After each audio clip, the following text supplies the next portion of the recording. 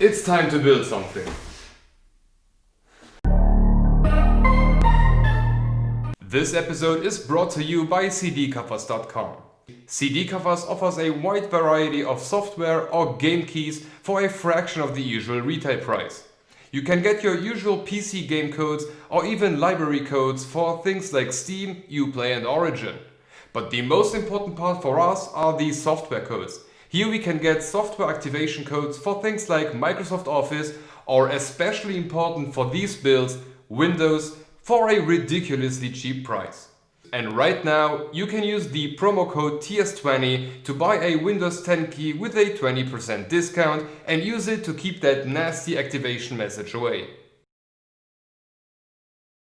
For more information on cdcovers.com, head down to the links in the description below and don't forget to use the promo code TS20 for a 20% discount. Alright, it's time to make another build. Today we will be tackling another budget-oriented build, and this one will be based on the maximum spending amount of 1500 euros. But due to the RTX 3000 series release next week, the prices overall started to fluctuate pretty hard, so after recalculating everything this morning, this will be more of a 1400 euro PC build. And this will probably be the last best hardware build where a RTX 2000 will be used.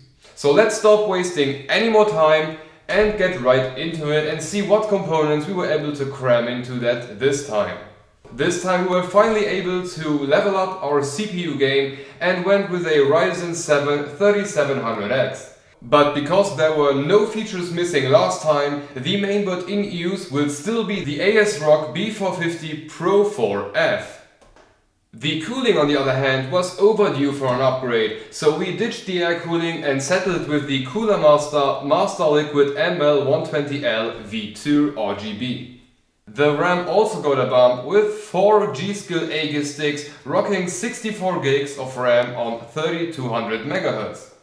And even the SSD got a kick, this time using the faster Samsung 970 EVO 500 gig NVMe drive. For the power delivery, we were finally able to stop doing this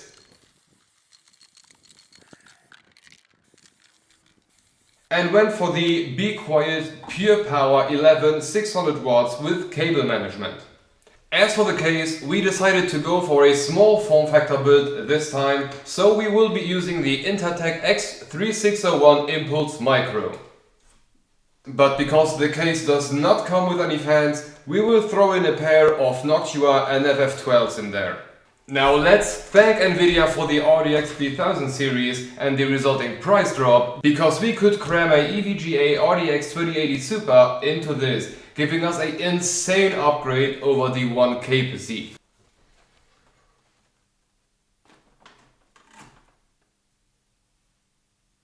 Alright, this totals us at almost 1400 euros, but looking at the components, this should be pretty good. But before it can be pretty good, we need to put it together.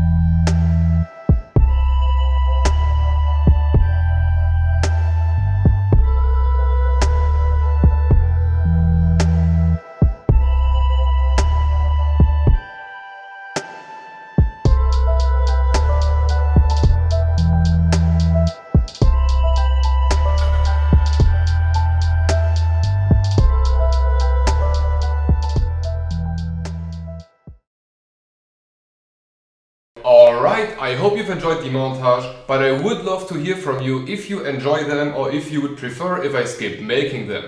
Anyway, let's get back to this little powerhouse.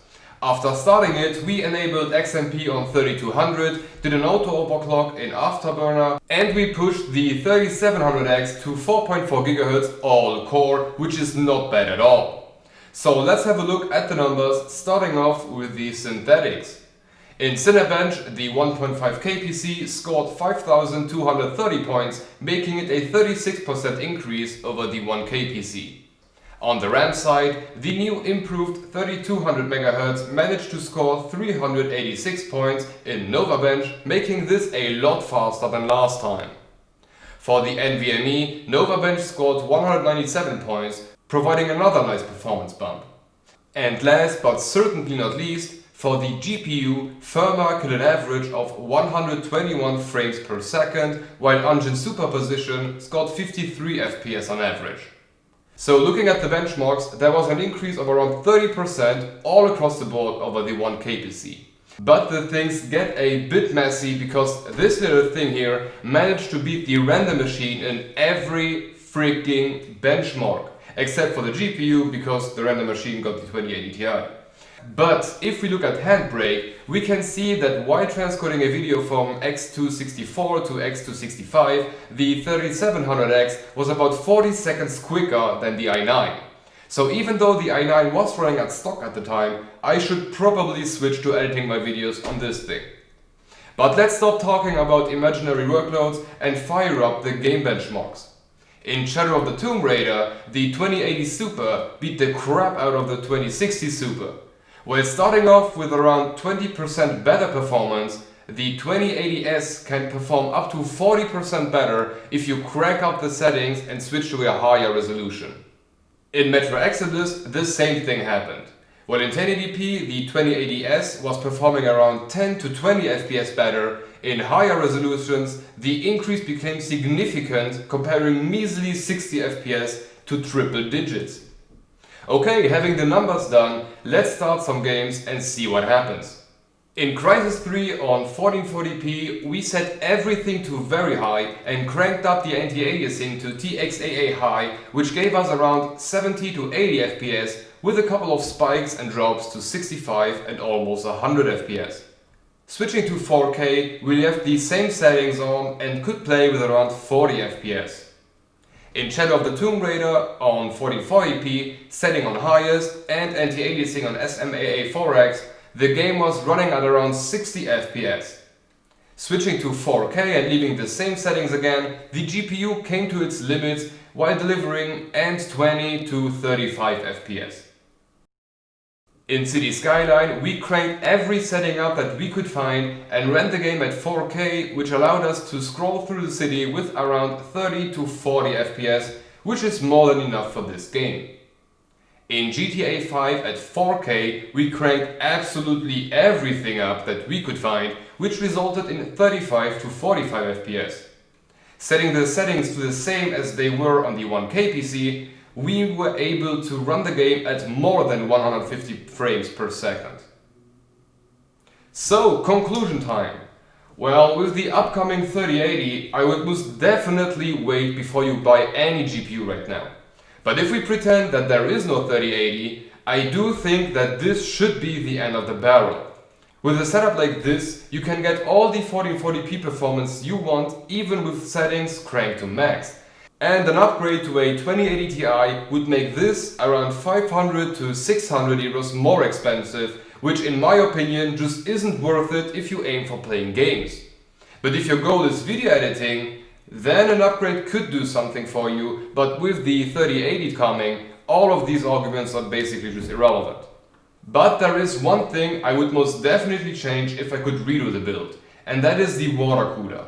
Even though the Cooler Master is quiet and performance is okay, pushing the 3700X to 4.4 GHz all the time may be a bit too much. While benchmarking and playing games, there were multiple occasions where the CPU was pretty close to 100 degrees, which is definitely not recommended under any circumstances, except if you're doing dumb stuff. So this brings us to the end of the video. I will leave all the links to the components in the description, but I would appreciate if you could leave your opinion in form of a thumb up or thumb down, or maybe a comment about the build in the comment section below. Don't forget to subscribe and hit the notifications button to get notified when we release the next build, especially because we have some fun stuff coming up with the RTX 3000 series. Anyway, hope to see you on the next one, but until then, have a look at one of these totally random videos. See ya!